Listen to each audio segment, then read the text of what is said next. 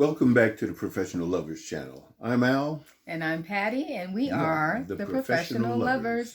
Back again for another recap of Married at First Sight. A lot to talk about. Yeah. Not necessarily just from tonight's episode, but we're going to address some of the longest thread that we had in our feedback from last week and the Jose episode. The Rose episode. And the Rose episode, as he started to call Rachel and Jose. I didn't coin the phrase. Somebody else did. Really? But I like it. Yeah. Oh, I thought you did that. Me. No. Okay. Well, anyway, if you're just joining us for the first time, welcome.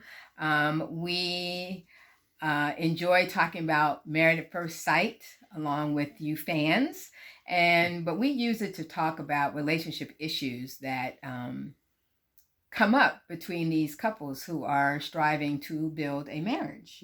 And as married people who are quickly approaching our 28th year, over this weekend, we'll be celebrating our anniversary of 28 years and experiencing a lot of these same issues, not, to varying degrees in our own relationship.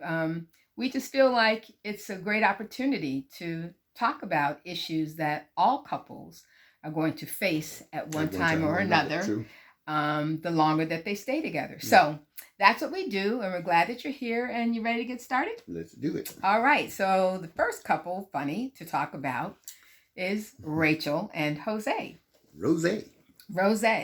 So the theme for last night's episode was the 1 month anniversary. Right. They were all celebrating their 1 month anniversary. Midpoint.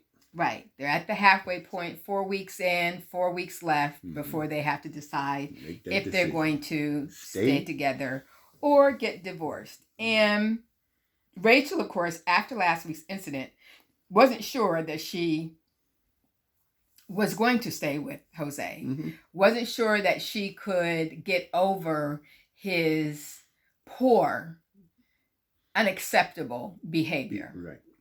And it wasn't, along with the behavior, I can't say it wasn't the behavior. It wasn't just the behavior, but his reaction when she tried to talk to him about it. The fact that he came across as very cold, very unaffected, and canceled. Yeah, just canceled. And yet had started texting her, love text, I love you, wondering why she's not responding back. Like one of those people who does something that they know is wrong and then tries to act like it didn't happen. Yeah, well, or it's over. Yeah, it's over. We're past that now.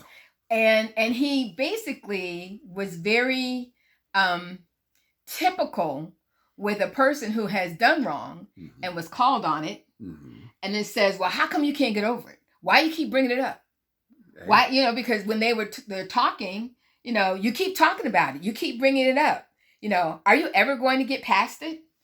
Hey, I mean, well, and she was honest with him that the response that she received didn't feel genuine. So whatever, as I address it to you and tell you how I disliked or how I felt about it or how it made me feel, I'm being honest with you. What I need from you is a genuine apology. And it did not sound genuine. And she called him on it. And so each and every time that it was discussed, I believe it started clicking with him. And even though everything isn't on camera.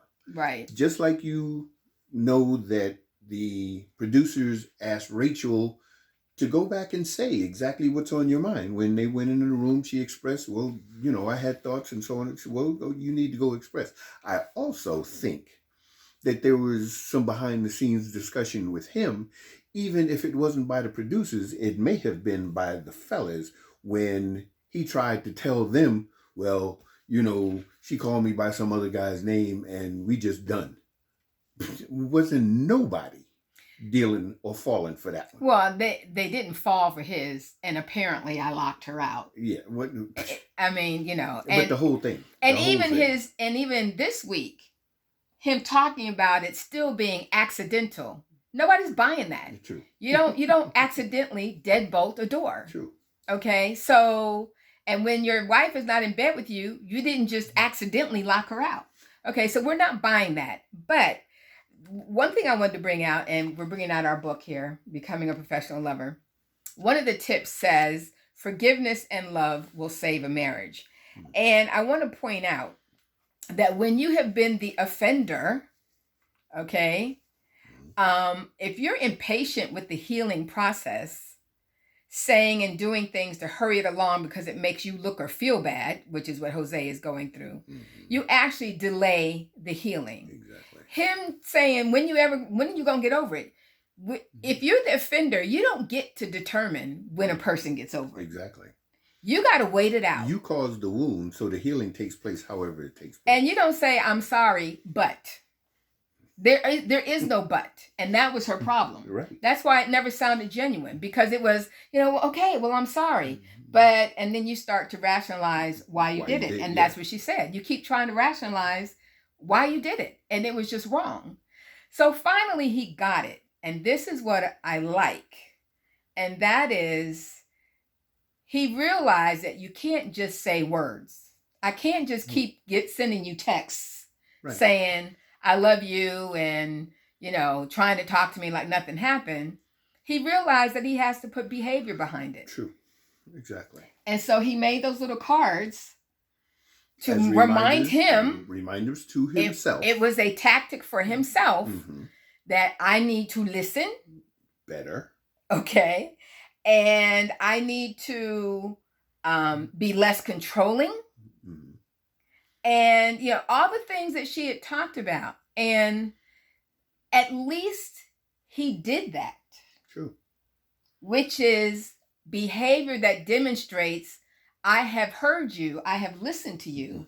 And he made a comment that is common. I thought before I got married that I was a good communicator and I was this and I was that. And apparently I'm not. Evidently. Well, marriage will show you a lot of the things that you thought you were, but you're not. Ooh. Because when you're dealing with another human being who has not come from your environment, have not come from your background, have not come from your parent style of parenting, there are going to be a lot of things that you discovered that you're not. Well, one thing that you will discover is how to deal with vulnerability and how it confronts you in your uncomfortable space. And definitely Jose's got a huge ego. Yeah. And he needed this to show him that you're not really all that. And you've got work to do, just like we all have work to do. Exactly. And what it entails when it comes down to a partnership. It's not all about you. Matter of fact, it's less about you than you ever thought it would be, because your whole concept has to be other-centered. Exactly. And if it's not at least 50% the other individual, then you already imbalanced. And that's where the narcissistic situation come in, and the controlling issues come in, and the lack of compromise comes into play. Right. Okay, Brett and Ryan. Ryan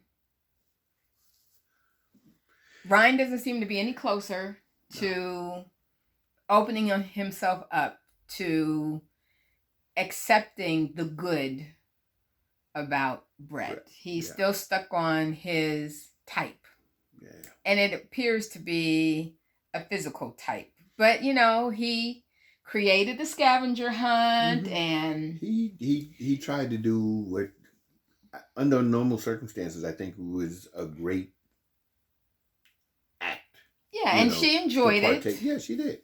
And he was there for her with her dog getting sick and having to be put down, and sympathizing with her having gone through a similar situation with his own dog. So it's just kind of sad that he can't allow himself to accept that she's not his type, but use the good things about her and them to help that spark create. Yeah. And I just in two situations, I just don't understand how come the individual, how the man is not willing to extend himself.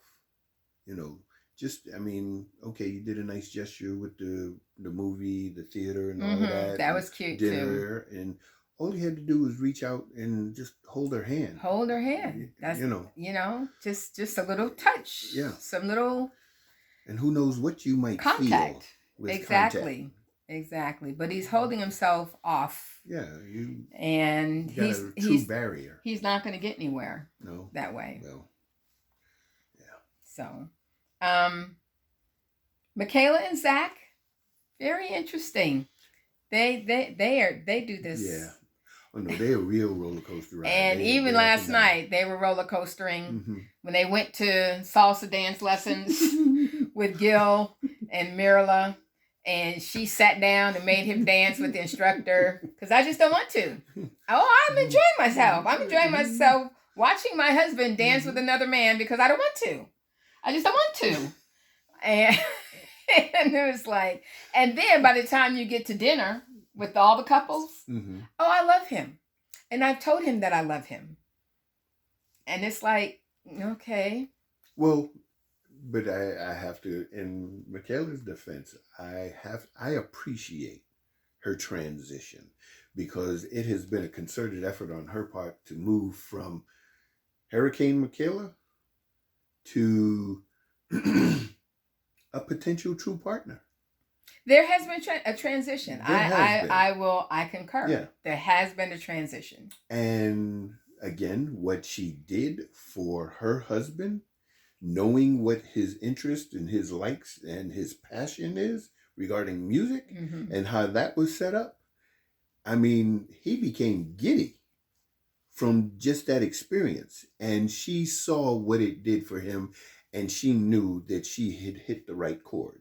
So there was no way that he could not understand that she was in his corner for him.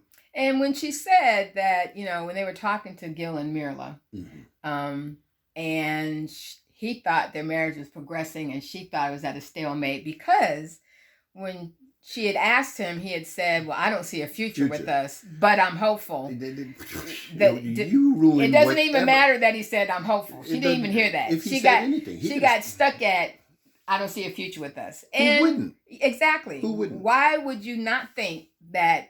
And Gil helped him. Yeah. With what he was actually saying, that even though I don't see a future for us right now, it doesn't mean that there will not be one in the future. Yeah. But so you got to be really sensitive about what you say and how you say it. Delivery is 75% of communication. Right, communicator? Well, nonverbal. Okay. Yeah, that's really nonverbal. Is about 75% of your communication. Okay, well, okay. But you were in the ballpark. It's not your words. But if you missing words, that yeah. Well, you have to explain things to the other person you're talking to because they're not in your head, reading your thoughts. True. And so to just say I don't see a future for us sounds like. Yeah, you're done. True. If you put a period at the end. You're just using these next 4 weeks just kind of as a, you just... Pass the time. Passing the time, But apparently that's not what he was really saying. All right. So... And that's Zach and his... immaturity is a harsh word, but it's no, he's immature. Yeah, okay. But even hopefully... if it's appropriate, it still can be a harsh word. Yeah. But hopefully in time he will understand how to express himself a little better. Yeah. And look, that's a skill that takes time and practice. If you're not skilled or haven't grown up in a household where communication, what effective communication looks like, then you got to learn it. True. So somewhere, somehow. Yeah, you got to learn it. So, so they're at an interesting. At least they're at a they're in a good place, an even keel spot right now. Yeah. That we would like to see them stay there, but yeah. based on trailers You don't of look hopeful. coming weeks, knowing the two of them and the trailers that we've seen is not going to stay there. We didn't see the door slam, so I don't know if that was a promotional No, thing but did you see when they were holding her back because she was yelling and screaming, "Get out of my face," whatever. Anyway, missed that. We'll see in the coming weeks. Mirla and Gil. Okay, Mirla has just gotten so giddy. Because she knows she got somebody that's about her. And, you know, again, I mean, and women, I understand, when you have been wronged, you know, you have a tendency, and it may not be intentional, but you are not going to give another person the time of day because of how you feel. And that's all about self-preservation. And it's irrelevant to you who the individual is in front of you. He could be the best thing since sliced cheese, but he is not going to get an opportunity to hurt me again like I've been hurt before. And Gil has been Job.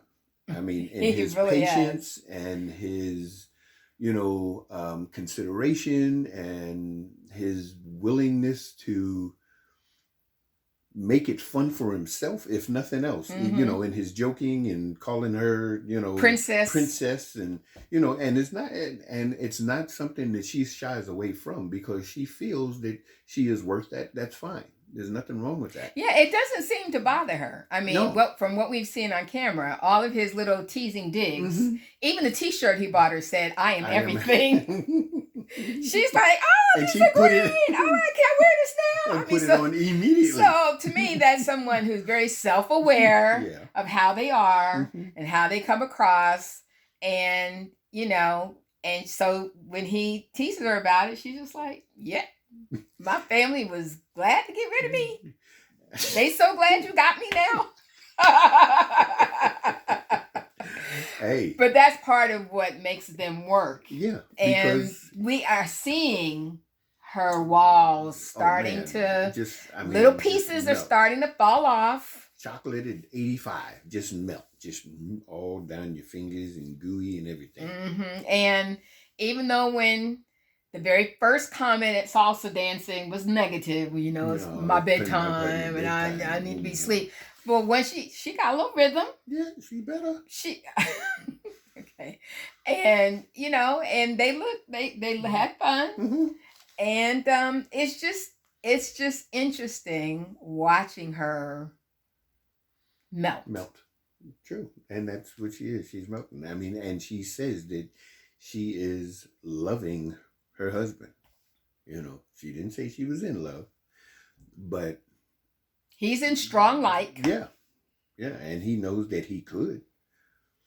And basically, as of last week, divorce was thrown out the window with the peck. So we can get that out of the way. And she said we can get that out of the way. She got that out of the way. So, you know, I think there's a lot of hope there. I mean, it is kind of crazy because I know it's in the back of everybody's mind that this thing is too good to be true. And even though you've seen it work from absolutely almost nothing, you know, because he's bald headed and I don't like that, and you know he's this and I don't like that, and yada yada yada. He is not his hair. Yeah.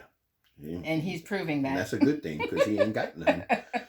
But you see the progress. You see the progress, and I know what people have in the back of their minds that they haven't had an argument. I was gonna say they're the only couple that have not had some type of major conflict on camera. Because again, we don't know what happens behind the scene. True. But yeah, they're the only couple so far that have not had a major conflict on camera that they've had to work out. And I don't think it's because they have not addressed real issues. It's just that they feel a certain way about those issues and they've expressed them. Each has accepted how the other feels about it and they've moved on with it. So whatever it has been, it hasn't been a bone of contention where, you know, it's a deal breaker in any way. So they're strong. I like that. Then Bao and Johnny. It's unfortunate. You know, at the dinner, of course, you know, he got mad at the couple dinner because he felt like she was lying about what she does at home and trying to put him in a bad light and put herself in a good light. And you know what? I can't say that through this season thus far that I get that from Bao. Okay. What I have seen is her trying to deal with him and his the way he wants to be dealt with, and his it was him that had the pillow between them. Yeah. Then he's got to tell her how to cuddle with him, and then he's got to. Then I need you to now. Okay, one of his love styles is physical touch. Okay, I get that. That's not one of her. But touch is a two-way street. Yes. It is. You don't need. We have that express difference. Your love style is physical touch, and mine is service and gifts, just like Bao. But again, if my love style is physical touch, that means he's going to touch me. I will, right? Because that's how he expresses love. Not because I want to be touched all the time. Exactly. If physical touch is his love style, then he should be initiating, as well as letting her or teaching her how to initiate as well. But he already said from the very beginning, I have always let the woman initiate to me, for me, because I'm needy. Right. I need to know that I'm wanted. That is a low self-esteem. Oh, totally. That's insecurity. So everything, all of this, issues that he has with her are really issues that he has with himself. Not to say that she can't be doing things more. Yeah. And she's trying, and she understands, as a person for whom physical touch is not a love style, I can say that it's hard. It's hard when you have to think in your partner's love style, because your automatic default is your own love style. It's not your natural propensity. Right. So it has to be an intentional thought and an intentional behavior to do that. Again, being other-centered. And at times I'm better at it than other times. True. But like you said, because it's your love style, you're going to be touchy-feely. Right. Which activates my touchy-feely. It's not like she resists. No. And I'm sure that and his and thing it's not is like I don't like it. His thing is he's concerned about rejection. Yes. Which is crazy. She has said so many different things and done so many things, and I think her communication style is off the chain, because there's nothing that's restricted in her communication as being off limits. And she has so much animation that she wants to get out that he thinks it's a problem because she gets giddy. And that's a turnoff, because you're not frantically ripping off my clothes with passion and sexual tension. And he needs sexual tension built up all day. And that's not, if that's what he likes, that's what he likes. But he's living in a certain expectation. And we kind of talked about this. We all have expectation about different parts of marriage and relationship when we get into it that are disappointing. We get disappointed because it's not like that. True. If it is, kudos for you. But there's going to be something that you have an expectation about that it will not be met. True. And do you fold because that expectation is not met? Or is that one part of a larger whole? Exactly. Do you throw the whole away because the one expectation is not met? I mean, how many of us have been A students? But even if you are, and you happen to get a 97 one time, is life over? Or a B. Yeah. Or B minus. I mean, look, life is not perfect and human beings are not perfect. Exactly. And he needs to get over himself. And his friend even told her, maybe you need to initiate some of what it is you like, because your mind can't be read. You have this idea of what is it you want, but if she doesn't know, how would she know what the next move should be on her part? And as usual, he ran from the table. Everybody, now, look, when they were talking and Gil asked a question, are you in love or whatever, look at Brett and Ryan. the most Right. awkward relationship out of everyone at the Everybody watched, table. yeah. But they could talk about it, realizing that they're among a support group, and still kind of feel awkward about it. And you even heard Ryan's banter about his thought process Mm-hmm. of not being able to get to a point where, he thinks he should be, but he's not throwing in the towel. He's not giving up on this situation, and he's not going to penalize her, and it becoming a negative situation because it's not quite where he wants it to be at this point. And so... Did she get up and run from the table? No. Yet, there goes Johnny, running again. Because he feels bad. Okay, so... I don't know, maybe he's bipolar. Well, I'm not going to go that far. We don't know. But It's just as his friend said, he needs to quit just fixating on the negative and quit fixating on his expectation. Because people in relationships with human beings, you will be disappointed. It's a given. I have disappointed Al, and Al has disappointed me on some level. When? Yesterday. No, I'm just kidding. I was about to say, what did I do yesterday? But no, I mean, if we were ready to cancel each other at the slightest, difference of expectation or disappointment, then we would not be celebrating 28 years of marriage. Sure. Okay.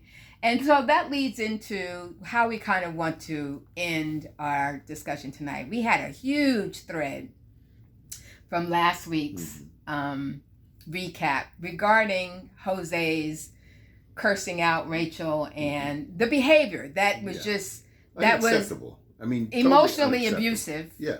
And, the producer seemingly to, convince Rachel to stay in that and all of that. And please don't get us wrong. We're not advocating that anybody remain in an abusive relationship. Period. What we do advocate for, though, is that you don't just cancel out somebody at the first sign of discomfort or aggression that is not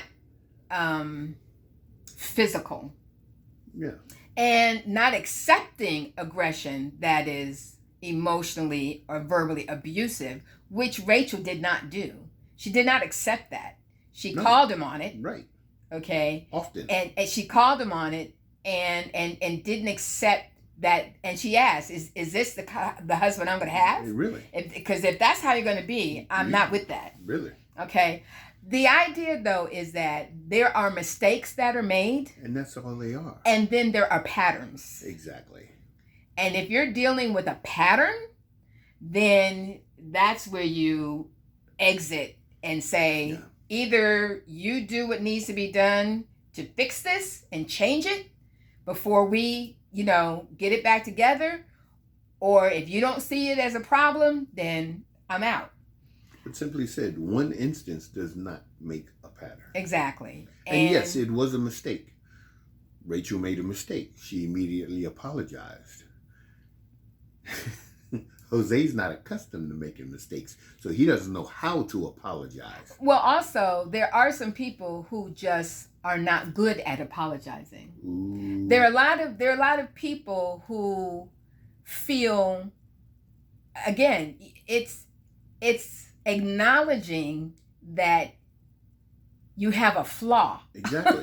When you have to apologize. And you don't want people thinking bad of you. And you don't want, it makes you feel even worse to have to apologize because you are saying I was wrong. Yeah. And if you've got an ego issue, you don't like to be wrong.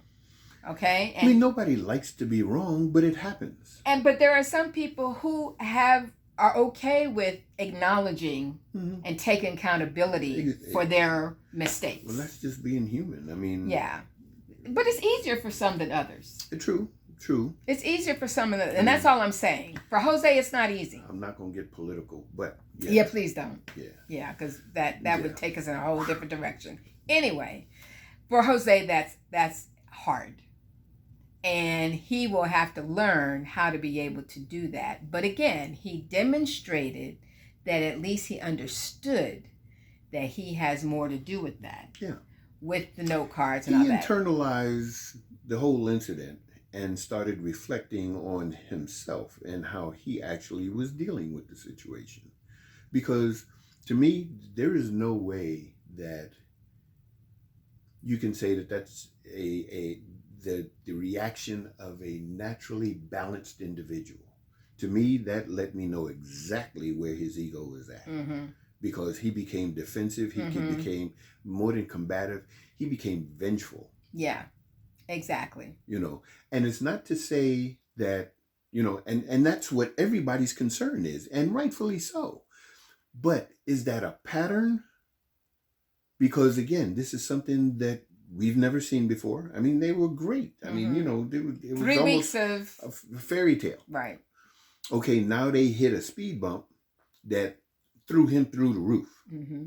Okay, now again, this is a situation where everybody's going to land fairly softly depending on how they choose to deal with the hiccup. And in his case, he was reactionary. Coming from a place of fear. Totally. And that's what you have to, when you encounter situations like that with your partner, many times you have to go underneath the reaction and find out what is the real issue that's driving that reaction. Yeah. Many times it's not really about what you're arguing about or what occurred. Mm-hmm. It's a trigger for something else, and usually it's fear. True. So, and that's why this whole cancel culture is not representative of true love, because it allows no room for any kind of mistakes. And it allows no room for change. And what are we going to say? No, and whose relationship is perfect? Yeah, no one's. Yeah. Again, we advocate for you keeping yourself safe. Always. But don't be so quick to just throw it away. And that's really the whole purpose of having them get married. Mm-hmm. When you're dating, you can throw it away because there's no real commitment there. You just go and find somebody else. Now, the problem is you keep doing that. And then you're wondering, how come I only go on first dates? Or how come I can't find the one? Or how come, because we're so quick to throw it away if it doesn't fit in to our expectation, our type, our desire, our, one mistake and you're done. Culture is no longer about fixing things. Right. It's about replacement. That's good. That's exactly what it's becoming. Yeah. And all we're saying is be careful with that kind of thinking dealing with your relationships. True. Because it's never, sayings and cliches like you think that the grass is greener on the other side until you get there. The situation is, if you cut your grass and nurtured it, the grass would be green on your side too. Yeah, there you go. All you got to do is put time and effort into it. There you go. And that's any relationship, So, with that, we're done for this week. Yay. And we look forward to seeing what happens next week. And there will be a change when we come back. When we say, welcome. Right. It won't be us saying, after 27 years of marital bliss, we've come to be, give you advice and expertise on what we know. It'll be 28 years. Yeah. For real. And I hope she has the same smile on her face. Oh, I will. And until then, you guys stay safe, take care of yourselves and each other, and peace. Enjoy.